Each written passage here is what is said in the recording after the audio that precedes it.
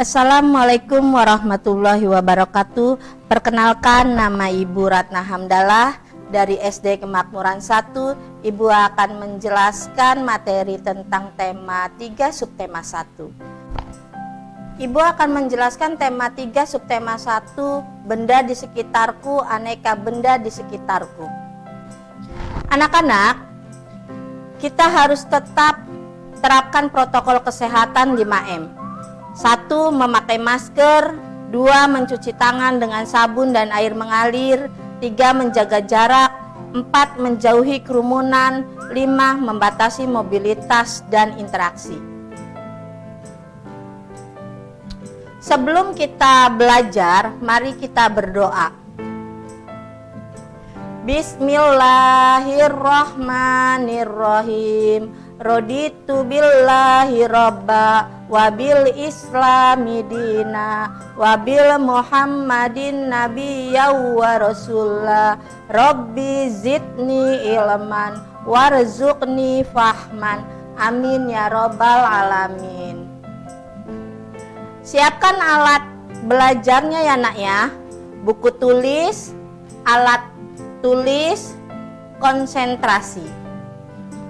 Tujuan pembelajaran memahami arti gambar pada lambang negara Garuda Pancasila, menggali informasi tentang konsep perubahan wujud benda dalam kehidupan sehari-hari, mendeskripsikan dan menentukan hubungan antar satuan baku untuk panjang, berat, dan waktu yang umumnya digunakan dalam kehidupan sehari-hari.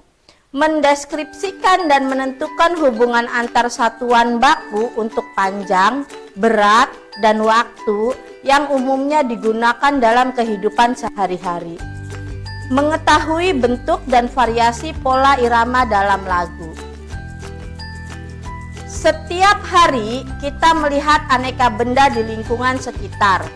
Benda-benda itu dapat membantu aktivitas kita sehari-hari. Benda di sekitar kita beraneka bentuk dan warnanya. Ada benda yang berukuran besar dan ada yang berukuran kecil.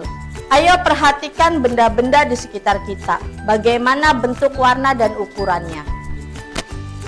Benda-benda di sekitar kita. Apakah benda itu? Manusia, hewan, dan tumbuhan merupakan benda. Batu, gelas, dan buku juga benda. Dapatkah kamu melihat perbedaannya? Manusia, hewan, dan tumbuhan merupakan benda hidup, sementara batu, gelas, dan buku merupakan benda mati. Benda adalah segala sesuatu yang menempati ruang dan mempunyai massa. Massa benda diukur dengan cara ditimbang. Manusia, hewan, tumbuhan, batu, dan buku menempati ruang. Benda-benda itu juga dapat ditimbang. Bagaimana membedakan benda dengan bukan benda? Apakah cahaya termasuk benda? Bagaimana dengan panas? Cahaya dan panas bukanlah benda. Cahaya dan panas tidak menempati ruang. Cahaya dan panas tidak dapat ditimbang. Amati gambar di bawah ini. Mana saja yang bukan termasuk benda?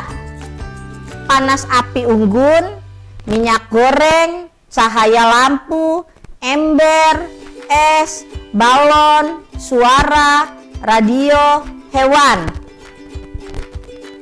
Kamu sudah dapat membedakan benda dan bukan benda? Perhatikanlah benda-benda di sekelilingmu.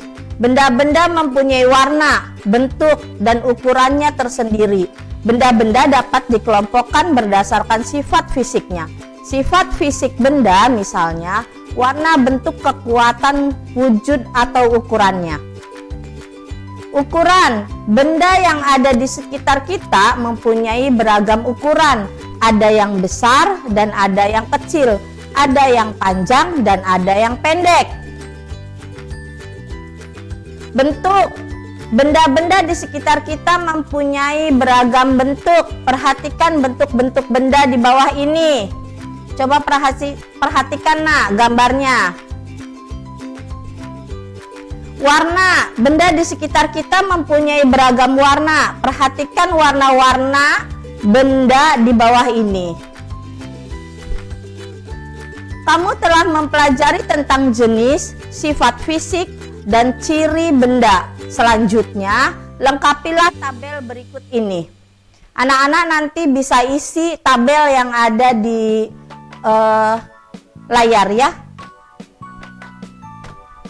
Apakah kamu pernah melihat benda di bawah ini?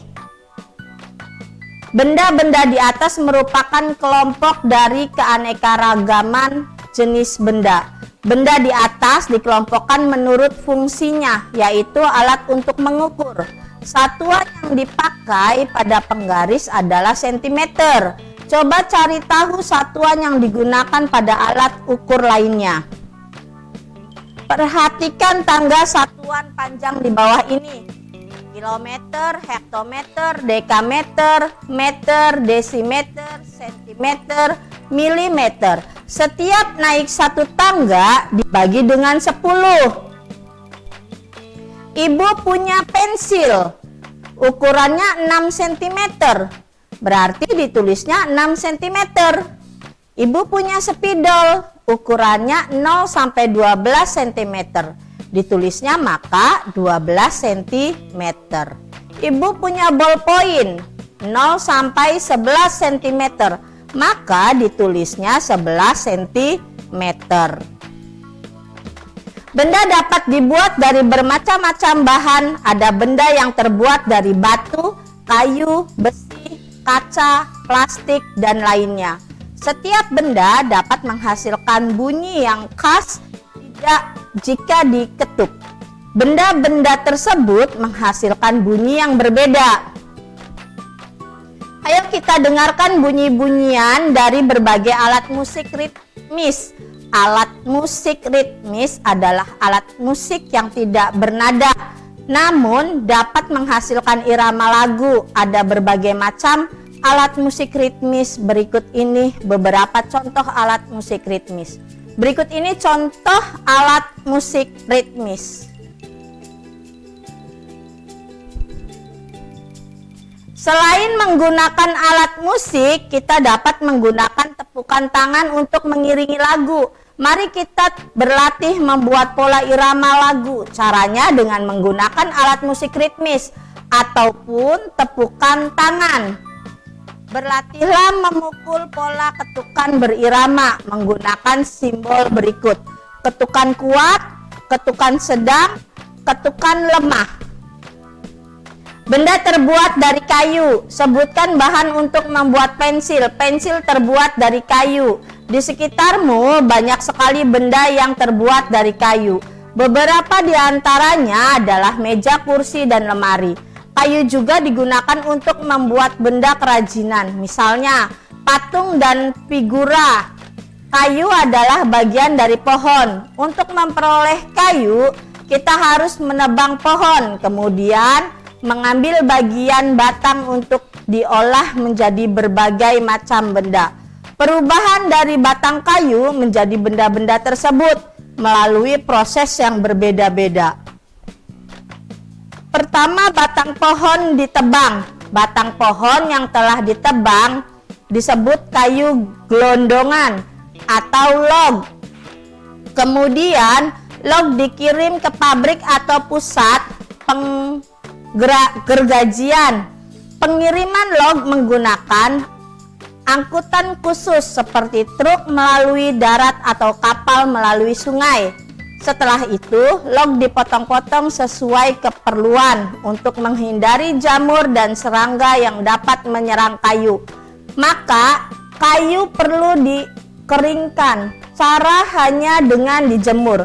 Kayu dijemur sekitar 2 hingga 4 minggu. Setelah dijemur, kayu siap diolah sesuai keperluan. Kayu dapat dipilih menjadi bahan dasar benda. Mengapa? Karena kayu mempunyai banyak keunggulan. Keunggulan kayu adalah mudah dibentuk. Beberapa benda yang terbuat dari kayu jati dapat bertahan sampai puluhan bahkan ratusan tahun. Kelemahan benda berbahan kayu adalah tidak tahan api sehingga mudah terbakar, namun ada beberapa jenis kayu yang mudah terserang rayap atau serangga lainnya. Fungsi hutan antara lain untuk menyerap air hujan. Hutan menyimpan air hujan tersebut dalam jumlah yang banyak. Namun, ketika hujan digunduli membuat aliran air terganggu. Hal ini menyebabkan air mengenang, akhirnya terjadi banjir dan mengalir ke pemukiman penduduk. Kebutuhan benda dari kayu yang terus meningkat mengakibatkan kebutuhan akan bahan kayu terus meningkat. Setiap tahun banyak pohon yang ditebang untuk mendapatkan kayu. Terkadang ada sekelompok orang yang menebang pohon tanpa izin. Kegiatan ini disebut penebangan liar. Bacalah warna di bawah ini, kertas di sekitar kita. Benda terbuat dari kertas. Banyak benda yang terbuat dari kertas seperti buku tulis yang biasa digunakan. Contoh lain, tisu, kardus, dan koran juga terbuat dari kertas. Kayu adalah bahan dasar untuk membuat kertas. Pembuatan kertas dilakukan secara bertahap di pabrik. Kayu-kayu besar dipotong hingga sebesar korek api. Setelah itu, kayu dipanaskan hingga menjadi bahan lunak seperti bubur. Bubur inilah yang disebut bubur kertas atau pulp. Proses selanjutnya, pulp diberi pewarna dan disaring hingga kandungan airnya habis. Pulp yang sudah kering meninggalkan ampas berupa serat selulosa yang saling berkait. Kemudian serat selulosa ini digiling hingga pipih menjadi seukuran kertas yang diinginkan. Cobalah kamu menulis di atas kaca. Apakah hasil tulisanmu di atas kaca seperti di kertas? Kertas memiliki sifat dapat menyerap air. Kertas dapat menyerap tinta pulpen dengan baik. Dengan demikian, semua yang kamu tulis di kertas dapat dibaca dengan jelas. Sebuah fakta menunjukkan kalau kita menghemat 1 ton kertas, berarti kita menghemat 13 batang pohon besar. Fakta yang luar biasa, apa yang bisa kita lakukan untuk menghemat kertas? Udin dan teman-temannya berpendapat tentang menghemat kertas. Bacalah pendapat berikut. Setiap tahun ajaran baru, aku meminta ibu membeli buku tulis baru. Sekarang aku akan menggunakan buku lama yang halamannya belum terpakai. Jika ingin terlihat seperti baru, ganti saja sampulnya. Yang kedua, kalau aku akan memanfaatkan kertas yang masih dapat digunakan, misalnya menggunakan kertas di 2 sisinya. Dengan demikian, tidak menghabiskan kertas banyak. Saya sendiri tidak dapat menghemat kertas sebanyak 1 ton. Akan tetapi, bila setiap orang melakukan penghematan, pasti berton-ton kertas dapat dihemat. Asyik bukan? Kertas dapat digunakan untuk menulis. Apakah kertas juga dapat digunakan untuk membuat alat musik? Ternyata tidak dapat. Mengapa? Karena alat musik sebagian besar terbuat dari kayu berpadu dengan kulit hewan. Contohnya antara lain gendang. Cara memainkannya dengan dipukul. Kamu dapat bernyanyi diiringi dengan gendang atau dengan bertepuk tangan. Bahan dasar kertas adalah kayu. Kayu berasal dari pohon. Perhatikan pohon-pohon yang dapat digunakan sebagai bahan dasar kertas. Perhatikan gambar di bawah ini. Pohon pinus, pohon akasia, pohon jati. Pohon manakah yang paling tinggi? Bagaimana caramu mengukur tinggi suatu pohon?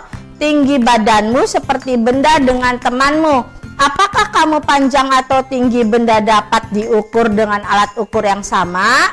Alat ukur panjang benda bermacam-macam. Kamu sudah mengenal beragam alat ukur pada pelajaran sebelumnya. Meteran roll, meteran saku, meteran pita. Kesimpulan, manusia, hewan, dan tumbuhan merupakan benda. Benda adalah segala sesuatu yang menempati ruang dan mempunyai massa. Satuan yang dipakai untuk mengukur adalah sentimeter. Alat musik ritmis adalah alat musik yang tidak bernada, namun dapat menghasilkan irama lagu. Kayu dapat digunakan menjadi meja, kursi, lemari, dan lain-lain. Kita harus menghemat penggunaan kertas karena dapat menyelamatkan pohon. Panjang penghapus, panjang pensil, panjang busur, panjang paku, dan panjang pensil warna. Silakan kalian isi di rumah masing-masing. Anak-anak, sekian materi dari Ibu. Cukup sekian dan terima kasih. Billahi taufik wal hidayah. Wassalamualaikum warahmatullahi wabarakatuh.